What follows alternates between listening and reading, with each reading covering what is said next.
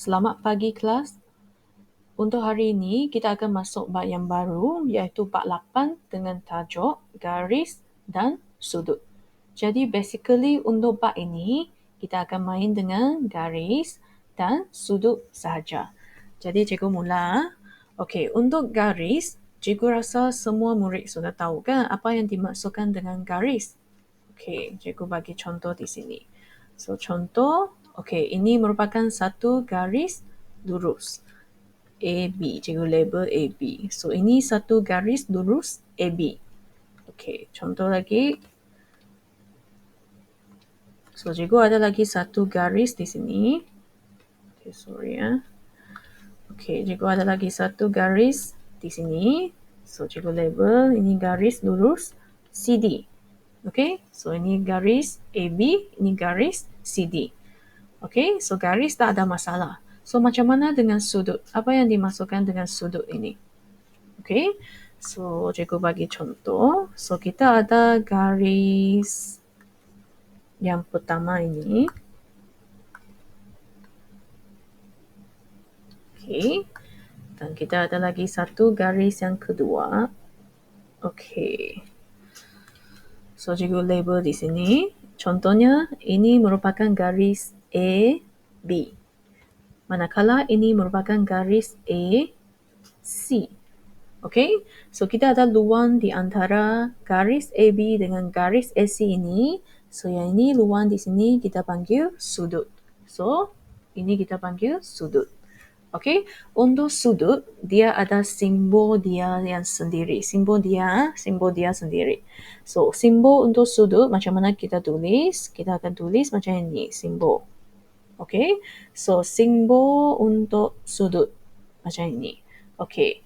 So, cikgu tanya, contoh, cikgu tanya, berapa sudut untuk BAC? BAC. So, kenapa kita tulis huruf yang macam ini, BAC? Okay, so B ini merujuk kepada hujung dia dan C ini merujuk kepada hujung dia. Manakala A merujuk kepada sudut dia.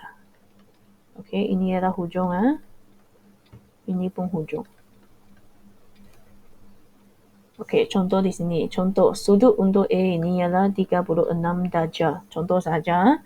So, kalau cikgu tanya berapa sudut BAC, BAC, maka kita perlu tengok apa huruf yang berada di tengah-tengah ini. So, dia mesti terdiri daripada 3 huruf.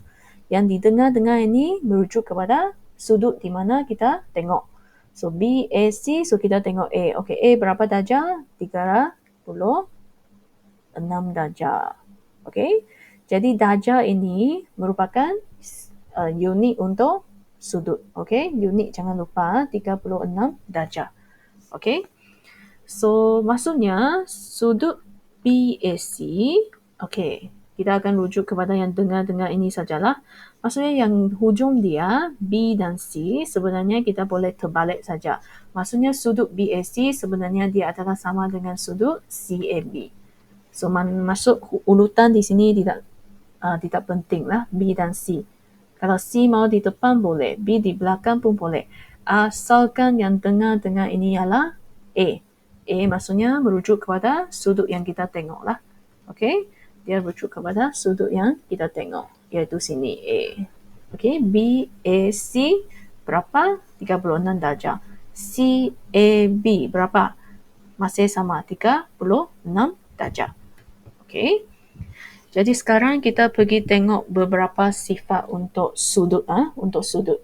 So yang pertama, kita ada sudut tekak. So apa yang dimaksudkan dengan sudut tekak? So kita ada bentuk yang betul-betul L macam ini. Okey, cikgu lukis. So sudut tekak.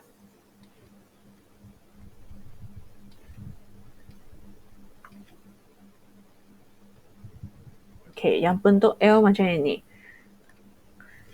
Okey, kalau cikgu lukis macam ini, maksudnya ini merujuk kepada sudut tekak. Okey, 90 darjah. Okey, sudut tekak. Yang bentuk L macam ini, sini merupakan 90 darjah. Kalau ini sengit sikit, ini bukan lagi 90 darjah. Kalau cikgu buat label yang macam ini, maksudnya ini merupakan 90 darjah. dia mesti betul-betul L. Okey, sudut dekat. Ini 90 darjah. Okey, ciri yang kedua, sudut pada garis lurus ialah 180 darjah. So, contoh, kita ada garis lurus yang macam ini. Okey. Jadi, sudut dari sini sampai sini, ini merupakan berapa darjah? 180 darjah. So, dari sini sampai sini kita ukur 180 darjah. Ataupun kita tengok protractor, contoh kita ada protractor di sini. So, ini kita panggil protractor kan. Protractor dia ukur dari 0 sampai ke 90 darjah, iaitu separuh bulatan. Jika anda perasan 180 darjah ini dia merujuk kepada separuh bulatan. Separuh bulatan. Okay, separuh bulatan. So, dari sini sampai sini 180 darjah, iaitu satu garis lurus. Okay? So, kita tengok. Maka hasil tambah sudut-sudut pada garis lurus ialah 180 darjah. So, apa yang dimasukkan dengan ini? So, contoh, cikgu bagi contoh di sini. Contoh, kita ada garis lurus ini. Dan contohnya cikgu ada garis, okay, ini adalah AB. Ini adalah CD. So, contoh, DCB sudut dia adalah 36 darjah. Ini contoh. Kalau cikgu suruh kira sudut untuk ACD, boleh anda kira ataupun tidak? Boleh. So, kita boleh guna sifat dia. Sifat yang kedua ini. Okey, sifat yang kedua ini maksudnya adalah sama dengan berapa? Sebab dia cakap sudut pada garis lurus ialah 180 darjah. So, maksudnya AB ini dari sini sampai sini ialah 180. Jadi, untuk cari ACD, kita ambil 180 darjah tolak dengan 36 darjah. Iaitu jawapan dia 144 darjah. So, maksudnya sorry. Maksudnya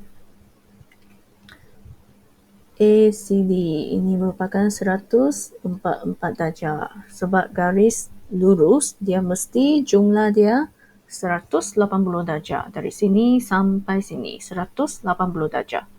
Okey. Jadi sekarang kita sambung dengan ciri yang ketiga. Okey, ciri yang ketiga.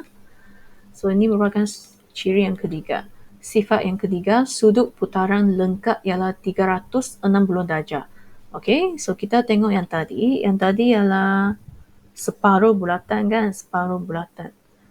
Kalau separuh bulatan, berapa darjah? Sampai sini, 180 darjah. Betul? So, kalau sekarang 360 darjah, macam mana? Kita tengok. Kita akan ukur dari sini sampai sini. Iaitu kita buat satu putaran lengkap. Okey, so satu putaran lengkap ini 360 darjah. Okey, jadi jika anda perasan sebenarnya separuh bulatan 180 darjah. So kalau kita pusing separuh bulatan lagi. So yang tadi separuh kan, sekarang kita pusing lagi separuh, dia adalah sama dengan 360 darjah. Jadi separuh bulatan 180 darjah. Kalau satu putaran lengkap 360 darjah. Okey, jadi maka hasil tambah sudut-sudut pada satu didik ialah 360 darjah. So, apa maksud ini? So, cikgu bagi contoh. Okey, contoh kita ada ini. Okey, ada ini. Okey, ini merupakan satu putaran lengkap kan? So, dari sini sampai sini, satu putaran lengkap iaitu 360 darjah. So, kalau cikgu bagi tahu, sini merupakan sudut dekat. Okey, ini adalah sudut dekat. Sini contohnya ini adalah 120 darjah. So, ini adalah sudut dekat. So, cikgu suruh cari sudut A di sini. Contohnya, cikgu label ini. So, A sama dengan berapa? Macam mana anda cari A? Okey, boleh cari? Boleh kan? Sebab kita tahu satu putaran lengkap ialah 360 darjah.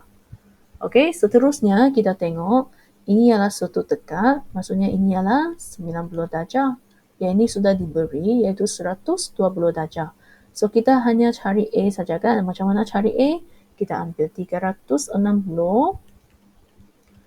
darjah, tolak dengan 90 darjah, tolak lagi dengan 120 darjah, kita boleh dapat sudut untuk A, iaitu sama dengan 150 darjah.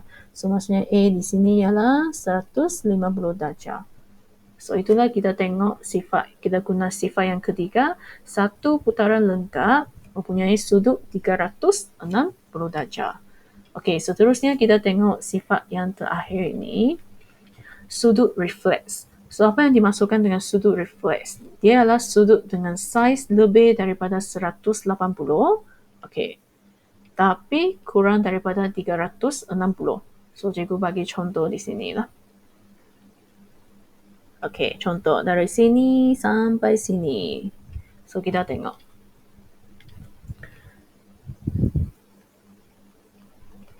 So, ini 180 kan? Kalau sampai sini saja 180. So, maksudnya sudut. Okey, contohnya sudut B di sini ya. Inilah sudut B. Ini sudut B. Dari sini sampai sini sudut B. So, sudut B ini dia lebih daripada 180. Kita tengok. 180 darjah merupakan garis lurus kan? So, dia sudah lebih daripada garis lurus ini. Maksudnya dia lebih daripada 180. Tapi dia kurang daripada 360. Maksudnya dia tidak sampai ke satu putaran lengkap. Dia sampai sini saja. Tak ada sampai satu putaran lengkap. Yang tadi sini sampai sini 360 kan? Kalau sampai sini saja tak ada satu putaran lengkap. Tetapi dia sudah lebih daripada satu garis lurus. Okey, jadi ini merupakan sudut refleks. Lebih daripada 180 tapi kurang daripada 360. Okey, so ini kita panggil sudut refleks. Okey, so seterusnya boleh jawab soalan 1 dan soalan 2 lah dalam latihan. Okey.